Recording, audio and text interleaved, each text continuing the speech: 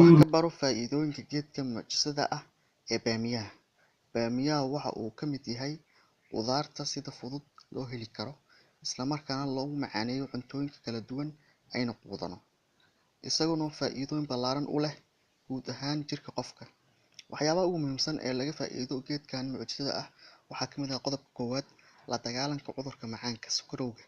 Geedka cajiibka ahi waxa uu ka hortagaa cudurrada macaanka, isagoo unugyada uu ka kooban yahay ka shaqeeyaan sidii saamiga sokorta uu ugu baahin lahaa dhiigga qofka isugu dheelitiro.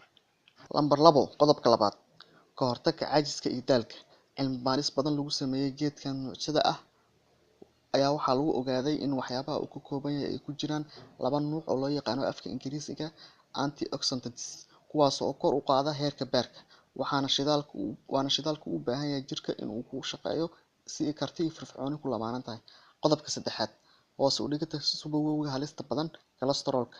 Baamiyaha wuxuu gacan weyn ka geystaa hoos u dhigitaanka subagowga beerka iyo wadnaha qofka.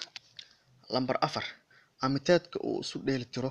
Baamiyaha wuxuu isu dheelitiraa amiitaadka ruuxa, taasoo iyana qayb libaax leh ka qaadato hoos u dhigida culeyska ama cayilka aan loo baahnayn. Lambar shan, ka hortagga cudurrada ku dhaca beerka. Daraasad aan kala go' lahayn ee lala beegsaday geedkan lagu tijaabiyay tiro fara badan oo jiir ah ayaa waxaa laga helay in quudashada baamiyaha uu ka hortago cudurrada ku dhaca beerka iyo maskaxda.